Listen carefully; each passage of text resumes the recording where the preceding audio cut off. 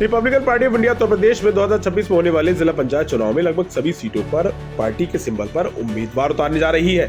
ये बात Republican party of India के उत्तर प्रदेश अध्यक्ष पवन कुमार गुप्ता ने सबका समय को दिए हुए एक इंटरव्यू में बताई। दरअसल पवन कुमार गुप्ता आज मुरादाबाद मंडल प्रभारी सलीम मलिक के साथ अमरोहा पार्टी के कार्यक्रम में पहुंचे थे, जहां उनका अमरोहा में पार्टी के कार्यकर्ताओं ने मिलकर जोरदार स्वागत किया। इतना ही नहीं, पवन कुमार गुप्ता ने उत्तर प्रदेश में जिला पंचायत के चुनाव को पार्टी द्वारा प्रदेश में हर सीट पर मजबूती से लड़ने का दावा किया है।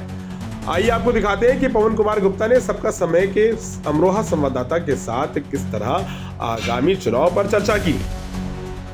इस वक्त हम अमरोहा में मौजूद हैं, जहां रिपब्लिकन पार्टी ऑफ इंडिया के उत्तर प्रदेश के प्रदेश अध्यक्ष जी पवन कुमार गुप्ता जी यहाँ मौजूद हैं।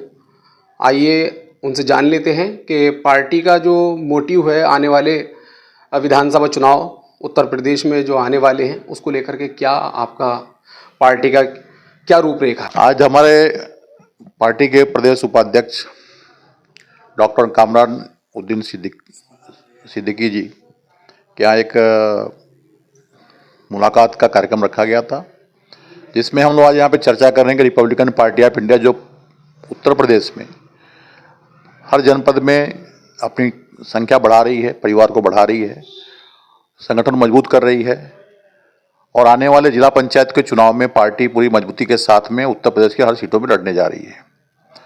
विधानसभा चूँकि 27 में है, लेकिन 26 में जिला पंचायत का चुनाव होने वाला है और रिपब्लिकन पार्टी ऑफ इंडिया अपने सिंबल पे प्रदेश के सभी 3200 सीटों पर चुनाव लड़ाएगी, जिसमें हम लोगों ने टारगेट लिया कि पूरे प्रदेश में कम से कम 700-800 सीट हम लोग जीत करके लाने का उद्देश्य हम लोग का है।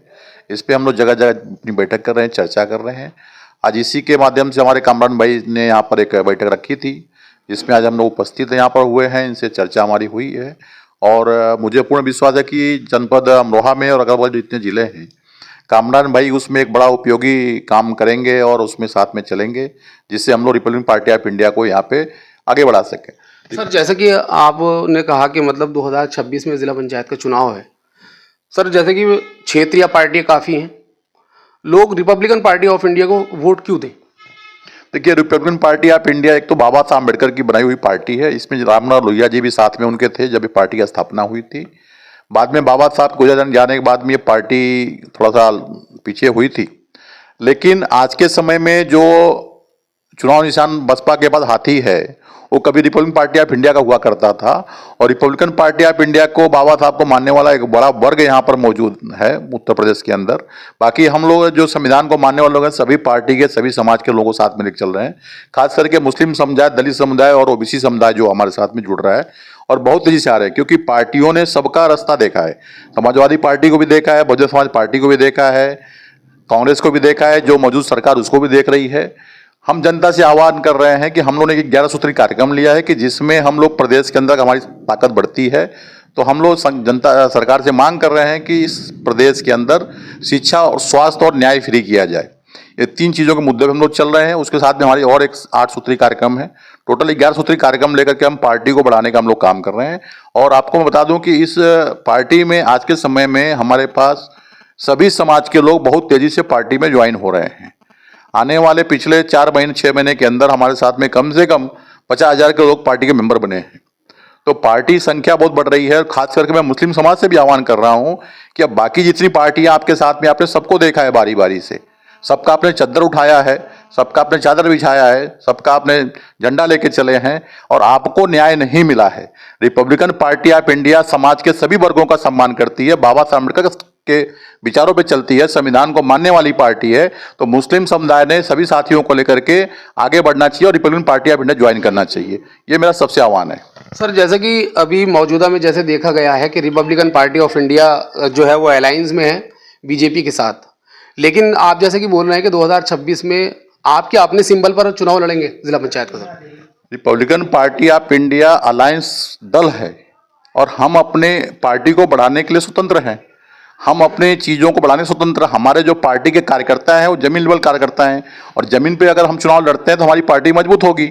विधानसभा में हमने उनका साथ दिया, लोकसभा में हमने उनका साथ दिया, लेकिन जिला पंचायत जो चुनाव होगा, जो लोकल चुनाव होगा, उसको पार्टी अपने कार्यकर्ताओं को मजबूत करने के लिए चुनाव अपने स्वतंत्र अपने दम पे लड़ेगी।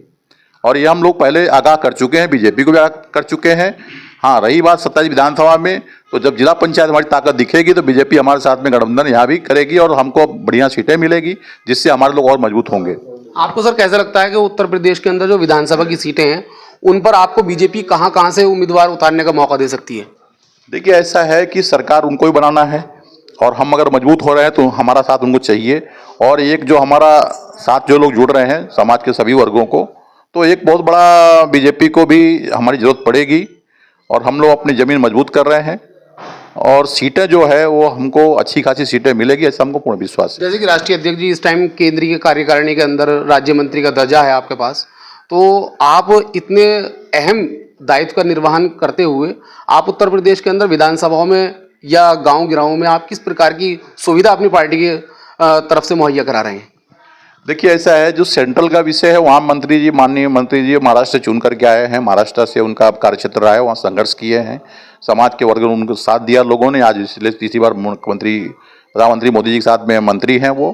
रही बात उत्तर प्रदेश की जो जनसंख्या है, उत्तर जो सिस्टम है थोड़ा महाराष्ट्र से हट करके है और यहाँ आज के समय में जनता जो है उसको 3 चीज़ों की जरूरत है: थाना, तहसील और दवाखाना। ये 3 चीज़ों जनता को जो सुविधा मिलनी चाहिए,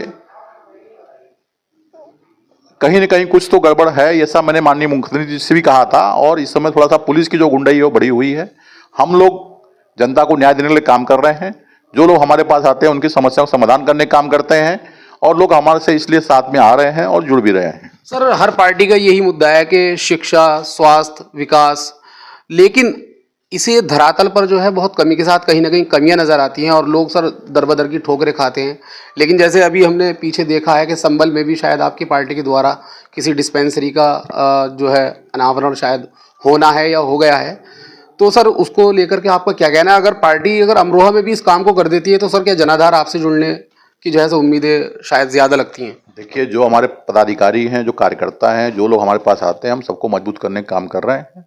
हमारी तरफ जितनी मदद होगी हम लोग करने का काम करते हैं। लेकर के आना, प्रपोजल बना के लाना उनका काम है। अगर प्रपोजल आता है हमारे पास तो हम लोग उस पर अपना ध्यान लगाते हैं, काम करवाते हैं।